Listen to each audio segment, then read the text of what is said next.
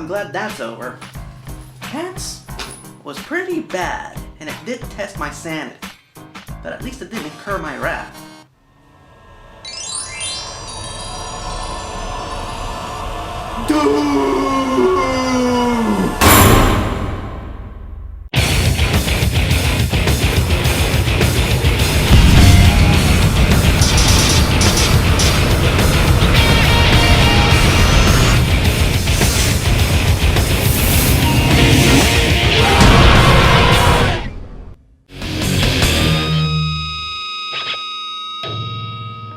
Greetings, fanboys and fangirls. I'm ERod, and I'm the Blockbuster Buster, and it is no secret that I am not a Scooby-Doo fan. In fact, I've done this dance twice before. But in spite of the fact that I've already busted the 2 previous Scooby-Doo movies, it was through that experience that I learned why so many of you hold the ghost hunting adventures of a bunch of stoner kids and their dog at such a high esteem. Most franchises change. Whether it's for the better or for the worse, the shows, movies, and comics that we adore as children evolve and adapt so they can live on for generations. But for some reason, one of the few franchises that has reliably remained the same since its inception is Scooby-Doo. While there have been some variations along the way, from 1969 to the present, this Great Dane has been reliable and faithful to his fans. This franchise has figuratively and literally become a nice, comfy, warm blanket that you can always go back to when you need some sweet, innocent, nostalgic comfort. And with it remaining the most successful and profitable Hanna-Barbera franchise for the past 50 years, I think it's safe to say that the formula works, and that there is no reason to change it.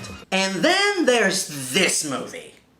Immediately, reports started to fly in that they were making the characters younger, that they were changing their personalities, that they weren't going to be hunting ghosts. And the biggest sin of all, they were replacing the very talented voice actors who have been playing these characters for the past few years with celebrity talent. So, can this movie still be good in spite of all the unnecessary changes?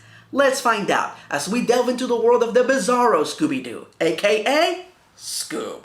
So our movie begins a few years in the past in California. Wait, the Scooby Gang is from Coolsville. Even that uber melodramatic CW parody got it right. The movie hasn't been on for a full minute and they already got something wrong. Here we see the pup who will one day be named Scooby-Doo, stealing some gyro meat from a Greek restaurant. The bad news is a cop is chasing after him. The good news is Frank Welker is still voicing Scooby-Doo, so there's that. Meanwhile, young Shaggy is nearby and he's feeling lonely. The kid actually sits down to have a picnic alone. He could have ate at home with his mom and dad, but he packed food to go outside and eat alone. Now that is sad. Incredible Hulk ending sad.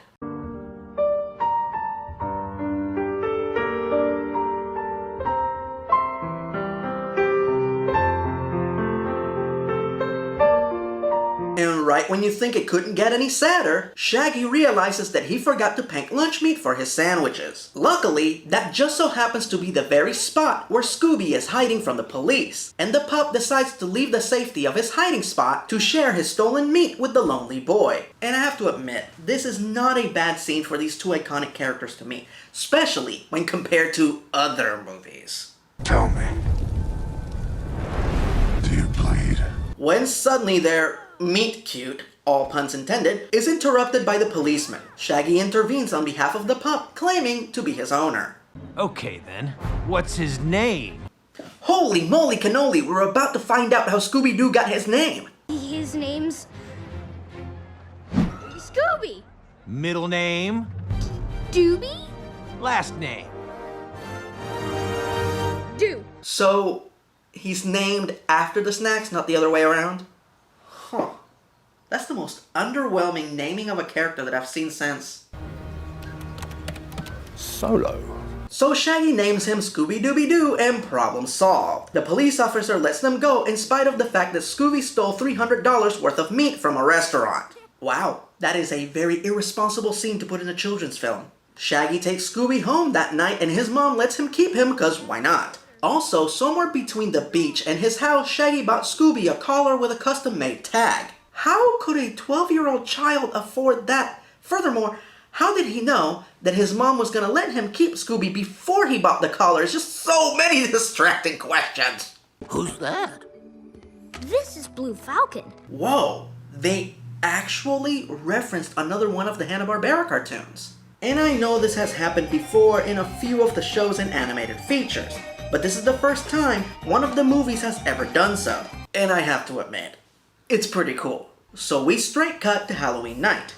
Yes, the pacing in this movie is that horrible. Where we find that the dim-witted duo has opted to dress up as the Blue Falcon and his trusty canine companion, Dynamite, when suddenly they are attacked and robbed of their candy by the insane clown posse? I know Scooby-Doo has had a lot of crossovers throughout the years, but that has got to be the weirdest one. I stand corrected. Luckily for our boy and his dog, Fred, Daphne, and Velma come over to check on them. And I have to say, I really like their costume choices, as they very quickly and efficiently establish who they are as characters. Fred is dressed as Sir Lancelot, a brave knight. Daphne is dressed as Wonder Woman, and both characters are voiced by Grey Delisle. But the funniest and the best is Velma, who is dressed as Supreme Court Justice Ruth Bader Ginsburg. Good job, writers. Now walk away and don't ruin the moment. And are you Harry Potter? I'm Ruth Bader Ginsburg, obviously. Which house is she in? Hufflepuff? She's a Supreme Court Justice. Oh, Slytherin. Oh no, not RBG, but a heartless transphobic author would definitely be sorted into Slytherin house. Immediately, Fred, Daphne, and Velma talk Scooby and Shaggy into exploring a haunted house. We'll go in the haunted house this one time, but we're not gonna make a habit out of this. As expected, a ghost appears, and then, in accordance with the same breakneck pacing of the rest of the movie, our heroes play out an entire episode of Scooby-Doo in less than 2 minutes. Velma figures out the ghost is fake, Fred physically defeats the fake ghost, Scooby and Shaggy accidentally help uncover the mystery, and Daphne looked really fabulous. Hey, somebody has to do it. Blah blah blah, meddling kids, and they decide to form Mystery Incorporated. And thus, we cut to a shot-for-shot recreation of the opening sequence of Scooby-Doo, Where Are You? Which is actually not bad. And then we finally cut to the present, where we officially get to hear the new celebrity talent they have chosen to replace the seasoned voiceover veterans who have been playing these characters for the past few years. Alright, this is as open-minded as I am gonna get during this video, so let's hear them out. What's next for Mystery Inc.? Oh, I totally have the answer. Lunch. No, Shaggy, I think what Fred means is that... And no, I have no idea why Velma's Hispanic, Guys, this thing is increíble. and Fred is a dude bro. How do you know so much about superheroes and so little about the metric system? Because I'm an American man. You know, I could go on a 10-minute rant about this, but it all boils down to 2 things. 1, these people are just not voice actors. And 2, even if they were, they still wouldn't be as good as the current cast of Scooby-Doo. Replacing them was completely unnecessary. So please, don't send me messages explaining to me that they had to cast celebrities in order for this movie to get good press. Because they could have kept the main cast the same and casted celebrities as the supporting characters, just like they have done for all 3 existing SpongeBob movies. Here endeth the rant. So the Scooby Gang is looking to turn Mystery Incorporated into a legitimate business, but they need an investor, so they turn to Simon Cowell. Coincidentally, I named my trident Simon Cowell because it's a tall prick. But Cowell is not just there to invest, he's there to review them? What the hell does a reality show judge know about being a paranormal investigator? The consensus of Simon's critique is that Shaggy and Scooby are dead weight. Screw him! They've solved hundreds of mysteries with Scooby and Shaggy. They can find another investor. There's no reason they need to listen to this pompous dillweed. Like, we don't need this, Scoob. Let's bounce. Yeah, we know when we're not wanted. No. Wait. Come on, guys. He didn't mean it. Yes, Simon Cowell just successfully broke up the Scooby Gang. He has officially caused more harm than all 406 villains and ghosts that the Scooby Gang has faced throughout the years. Yes, that number is accurate. So Scooby and Shaggy lick their emotional wounds at the bowling alley when they are suddenly attacked by robotic pins and bowling balls. Huh. Only to be rescued by a UFO? You know what? The Scooby Gang once teamed up with Batman and Weird Al Yankovic to solve a mystery, so this is nowhere close to being the weirdest thing they've ever done. But it was not a UFO that saved them from the bowling bots, but the Falcon Fury, the signature vehicle of Hanna-Barbera's #1 superhero, the Blue Falcon. So, the Blue Falcon is real in this universe? You know what? Who cares? I love this character, so bring on the Blue Falcon. Gentlemen, welcome aboard. Oh, that is not the Blue Falcon. Hold on a second. Okay, Dee Dee Sky's the new sidekick of the Blue Falcon officially being introduced in this movie. Well, it's a good thing that they finally decided to add an African-American character to the franchise. It only took 50 years. Huh. Also, she seems to be the only character from this movie who didn't get an action figure, but that's a can of worms that I will leave for a toy reviewer to open. Alright, Dee Dee Skies, she's cool, she's new, she's exciting, I think we're all on board. Now, let's bring on the Falcon.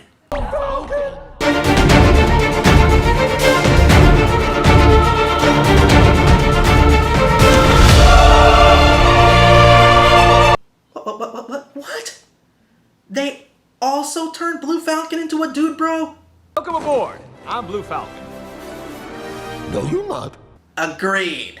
I think you mean this ain't your daddy's Blue Falcon. Allow me to introduce you to Blue Falcon's large adult son, Brian. Oh, now what did they do to Dynamite? Why is he so boring and aloof? In the original cartoon, it was the opposite. Falcon was the consummate professional and Dynamite was the goofball. This was funny because the character with all the special abilities was an incompetent idiot, while the one who didn't have special gifts was resourceful and effective. Not only does the role reversal kill the joke, but while the Falcon's cluelessness is explained by him being the son of the original Blue Falcon, there's still no explanation for Dynamite being a deadpan, apathetic dork. Dynamite is the dog wonder. Blue Falcon doesn't go anywhere without him. And yet here I am, without him. Also, they got Ken Jeong, one of the most dynamic and outrageous comedians of our time, to play a deadpan character? Dumb. Oh, and this whole trend of dude bros being portrayed as heroes in movies needs to die. Now. So Dee Dee explains that Scooby and Shaggy are being hunted by famed Hanna-Barbera villain Dick Dastardly. Whoa, that's another character from a different franchise. Huh. Were they trying to start their own Hanna-Barbera cinematic universe? Oh, they actually were. Huh. And just like that, Dick Dastardly shows up chasing after the Falcon Fury. Alright, let's see how they ruin this character. Nobody gets away from Dick Dastardly. He's good. Not only is the character being portrayed correctly, but the voice work, it's good. Who's playing him? Jason Isaacs, who has also done voice work in Avatar: The Last Airbender, Superman Red Sun, and Castlevania. That Jason Isaacs. See guys, I'm not difficult to please, I just want them to pick people who can do the job. And Jason Isaacs can do the job. So as a perfect metaphor for this movie not giving 5 flying monkey butts about pacing, the exposition scene transpires in the middle of a chase scene. Here, we learn that Dastardly is after the skulls of Cerberus, the 3-headed hellhound who guarded the gates of the underworld in Greek mythology. And for some reason, Scooby and Shaggy are the key to finding them. This culminates with Dee Dee saving the day while Blue Falcon does nothing, which makes it even more awkward that she didn't get an action figure. Hold on, I'm getting some extra info from you guys. Okay, apparently, they did make a figure of her, but you can only find it as a toy surprise in specially marked boxes of Scooby-Doo candy. Yeah, that doesn't make things better. Ring, ring. Ring, ring. Ring, ring. Boop. Hello? Oh. Yeah, of course. Guys, Adventure's calling, and it's for you. You suck. Oh, and you also blow. Feeling bad about how things went down during the meeting with Simon Cowell, Fred, Velma, and Daphne go to the bowling alley looking for Scooby and Shaggy, only to learn about their encounter with the robots. After examining a hair Velma found on one of the bots, she quickly deduces that it was Dick Dastardly that was behind the attack, and that his most recent crime was stealing records of dog genealogy. And after taking a closer look at Scooby's ancestry, she discovers that he is the great descendant of Peritas, the dog of Alexander the Great, who left his treasure in the underworld behind a door only his dog could open. Meaning that Dastardly thinks Scooby's DNA is similar enough to Peritas to open the door to said treasure room. And how do the skulls of Severus fit into all this?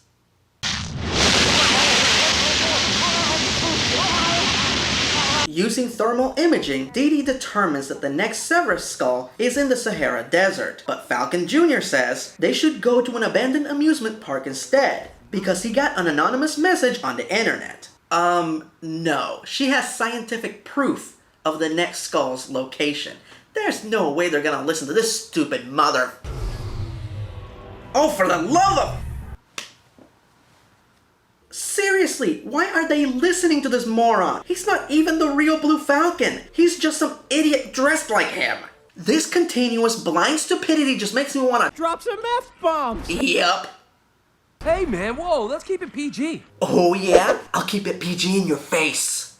And so the whole thing turns out to be a trap for Scooby, cause why wouldn't it be? And our heroic hound has his first confrontation with the big bad. My friends call me Dick. Oh, it's not just your friends. Okay. Rick? No, I'm not a Rick. I'm a Dick with a D. Rick with a D. Dick. Well, Rick. Dick! So much for keeping it PG. All I know is you use the word dick again and we're gonna have a problem. So the scene ends and the good guys still don't have the skull and Dastardly still doesn't have Scooby, making this whole sequence pointless. And then, for no apparent reason whatsoever, Fake Falcon decides to promote Scooby-Doo to full-on superhero, giving him his own supersuit. Apparently this movie was written by the producers of Whose Line Is It Anyway, because everything's made up and the plot points don't matter. For some reason, Scooby's supersuit can't be completed unless he takes off his collar, which hurts Shaggy's feelings because they needed emotional stakes? I guess? Guys, I swear to God, there was nothing wrong with Scooby and Shaggy's relationship before this point in the movie. Their beef was with Fred, Daphne, and Velma, who booted them out of Mystery Incorporated. But that plot point is now gone and replaced with this one. And what? But I might have spoken too soon, as the rest of Mystery Incorporated suddenly realizes why Scooby and Shaggy are so valuable to the team. Guys, stop! Why are we fighting? We didn't eat lunch. We're just hangry. Ever since Shag and Scoob disappeared, There's been no one to feed us ridiculous sandwiches at lunch. Really? That's their function within the team, to remind all of you when to have lunch? What are you, 5? Do you need them to remind you to wipe your butts too? Suddenly, a police officer pulls them over, but something is not quite right. It's a man, baby! how dare you! So Dastardly kidnaps our tumultuous trio and takes them aboard his airship, where they quickly discover that the reason why Dastardly wants to raid Alexander's vault is not to get the treasure, but to save his best friend and partner, Muttley, who got trapped inside when they tried to steal the treasure via the Stargate? Well, I was wondering where Muttley was. Okay, so technically, since Dastardly's not trying to do anything evil, he's just trying to get his friend back, it would make sense for the Scooby Gang to want to help him out. Velma could totally rebuild the Stargate, but with the correct polarity, so Muttley could be pulled out of the vault. The problem with that scenario is that it's too logical, and this movie poops on logic like it's a week-old newspaper. So Dastardly sticks the Scooby Gang in a cell and takes them to the next skull location, which is Messick Mountain. Messick Mountain? Oh, like Don Messick, the original voice of Scooby-Doo? At least the Easter eggs are good. Fake Falcon and his crew get there too, only to discover that this is a place where dinosaurs are still alive. Sure, why not? I mean, if they are trying to start their own Hanna-Barbera cinematic universe, might as well as go ahead and introduce the Flintstones. Captain Caveman? Okay, that's kinda cool. Hello? Your tiny little brains probably can't understand me. Wait, what? Why? In Baba Louie's Bulbous Burrow Balls is Captain Caveman so well spoken? A word? No disrespect. So what brings you guys to Mystery Island? Me stop them. You know, if their mission statement for this movie was to create their own Hanna-Barbera cinematic universe, maybe they should try, I don't know, adapting the characters correctly? You mean the slag hoople? Sure. Why didn't you say so? Follow me. He's going to take them to Wilma Flintstone's maiden name? Yes, I know that much about cartoons. You want to make something of it? Actually, the slag hoople is what Captain Caveman calls the skull of Cerberus that he guards. And if Scooby and Fake Falcon want it, they're going to have to fight him for it. Well, that's not what I would call an even fight, but at least it'll be fun to watch. I almost hate to do this to you. Yup, that super suit was just as essential to the plot as I thought it would be. But hey, at least we're gonna get to see Captain Caveman in action. He has strength, super speed, flight, and a magic club that can... God, I hate this movie. No time to sing victory as Dick Dastardly comes in, kidnaps Scooby, and takes the final skull of Cerberus. See you all in Athens! Oh, no you won't, because the only way out is with a jet. Well, good thing we have one. Oh, do you now?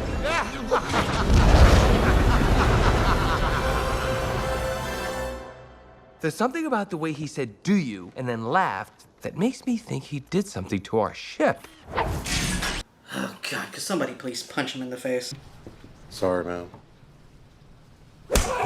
Ow! So our band of idiots build a makeshift flying machine by combining the Mystery Machine and the Falcon Fury, and they track Dastardly to Athens, where he is using the skulls of Cerberus to bring back ancient Rome? Wait, what? Since when was that a thing? Alright, let's see if I have all of this straight. Alexander the Great hid his treasure in the underworld, and to keep it safe, he somehow built a magic door that only his dog could open. Okay?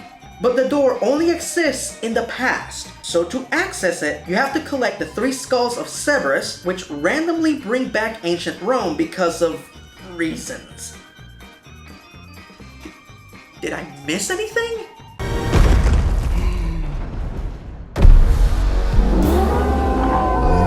There you go. Obviously, Cerberus, the 3-headed hellhound that guards the gates of the underworld in Greek mythology, would be brought back to life.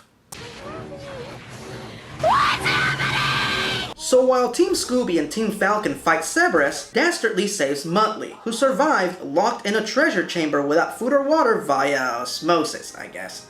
They grab treasure and get away. That's right, the villain was rewarded and he got away. Screenwriting, you're doing it wrong.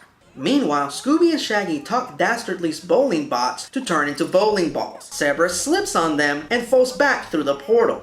One of the very few mythological beings that can give Hercules a fight, and they defeated him with bowling balls. Lame. Now, all they have to do is lock the doors and the day is saved. But the doors can only be locked by a dog and a human together, and one of them will remain trapped on the other side. Wait.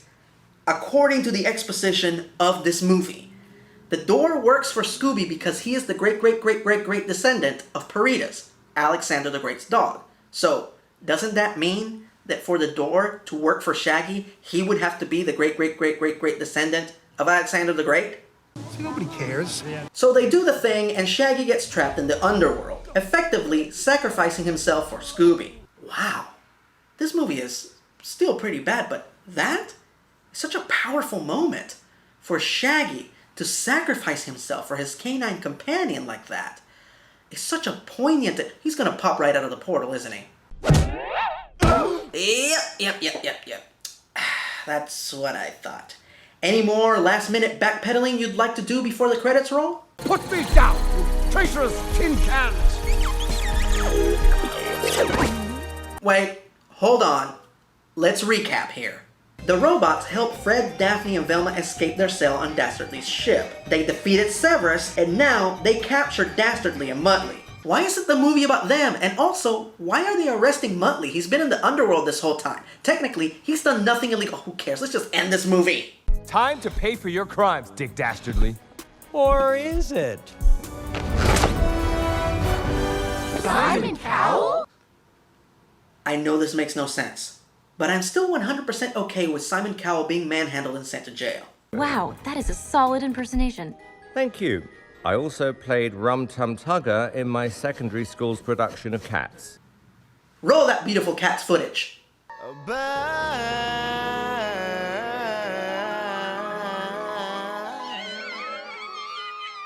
Not bad.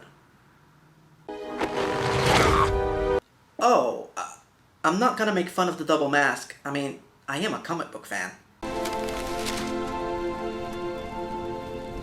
And this one. So the day is saved thanks to Dastardly's robots, who get almost as much credit as Dee Dee Skies, as we close out with the obligatory dance party that nearly every animated movie ends with, as a large crowd celebrates a group of amateur stoner detectives and the most worthless superhero ever. Yeah, they totally deserve that. But you know what they also deserve?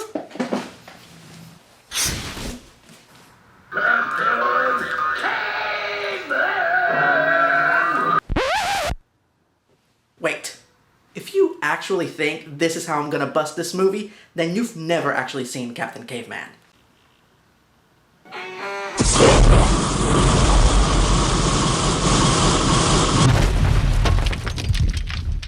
Oonga boonga. Busted. That was for you, Joe. This movie's a great Dane of divisive disillusionment. If their intention was to create a cinematic universe, their execution was poor, to say the least. The inclusion of characters from other franchises felt forced and sometimes pointless. There's even concept art throughout the end credits to what I assume were going to be other installments to this Hanna-Barbera cinematic universe. But if this inaugural film was any indication, I'm glad that the HBCU was derailed before it even left the station.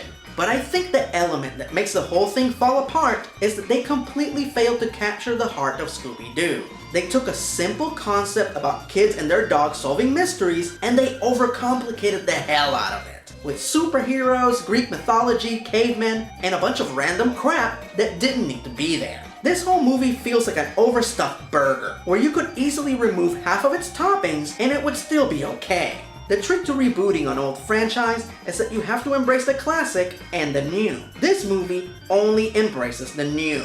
And in doing so, it made itself unappealing to everyone. So that was one busted, thousands more to go. I'm ERod, and I'm the Blockbuster Buster. Man, I can't believe it's October already. I wonder what my first challenge for Halloween Havoc is gonna be.